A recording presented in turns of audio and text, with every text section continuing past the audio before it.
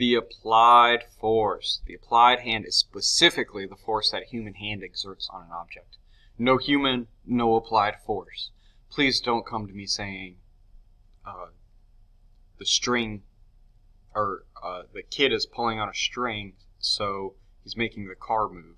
No. And there's an applied force. No. There's not an applied force just because a human's involved. The human is not the agent of the force. The agent of the force, in that instance, is going to be the string. So there's a tension force making the car move. If a human is not pushing an object with their own hand, do not assume there is an applied force. It's a mistake students often make.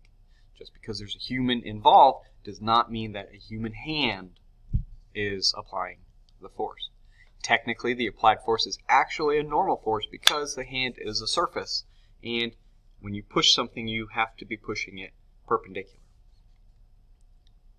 Net force and Newton's first law, two very important concepts. What is net force? 99% of the time, we're going to deal with objects that have multiple forces acting on them. The net force is what happens when we add up all of the forces of an object. Net income versus gross income. Gross income is everything you're taking. Net income is everything you're taking minus what you have to pay out, taxes, insurance, and all of that. Consider a box on the floor being pushed by a person. The box's mass is 10 kilograms. Because the mass is 10 kilograms, the weight is 100 newtons.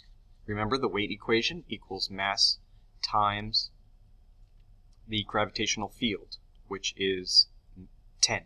We can assume 10 for easy calculations.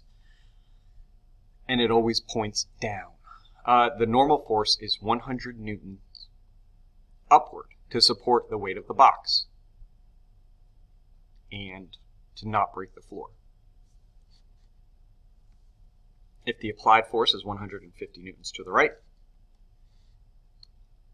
and we have friction 70 newtons to the left, the up and down forces cancel, right? We have 100 newtons up and 100 newtons down.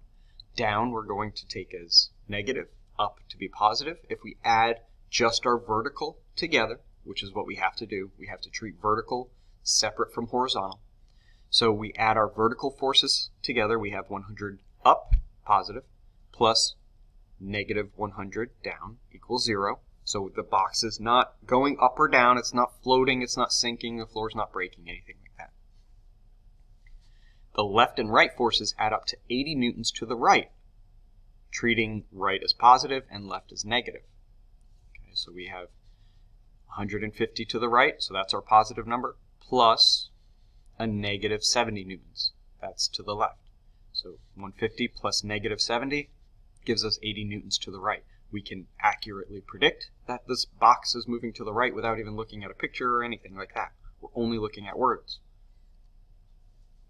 So now if the box is on frictionless wheels and two people push the box to the right, since the mass is 10 kilograms, the weight is 100 down, the normal force is 100 up to support the weight of the box and not allow it to break the floor.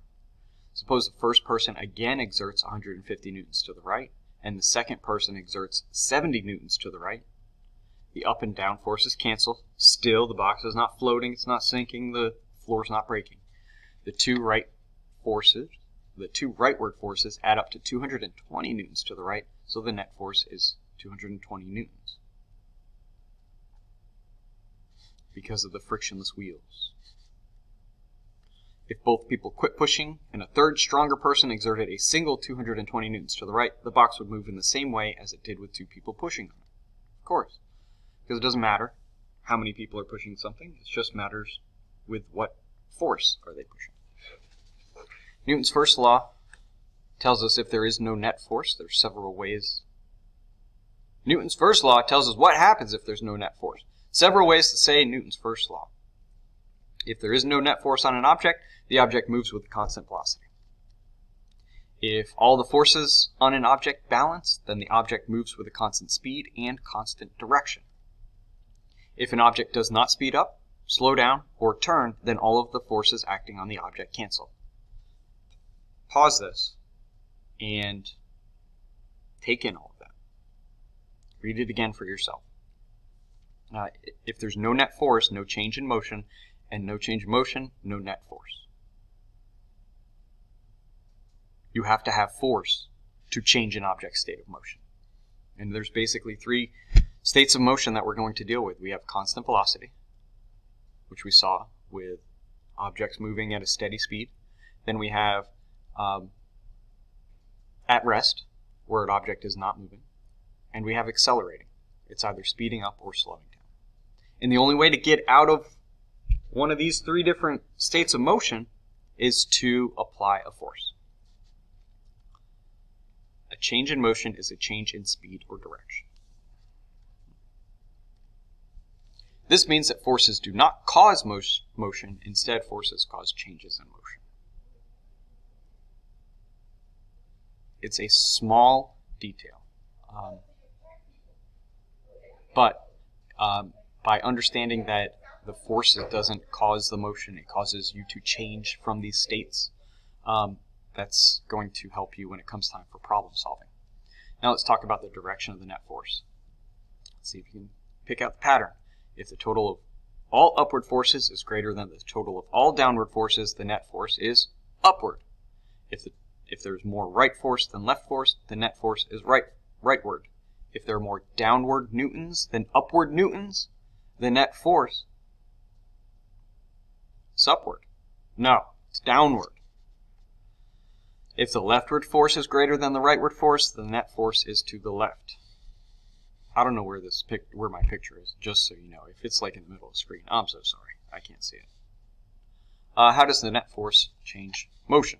Well, we'll do that in the next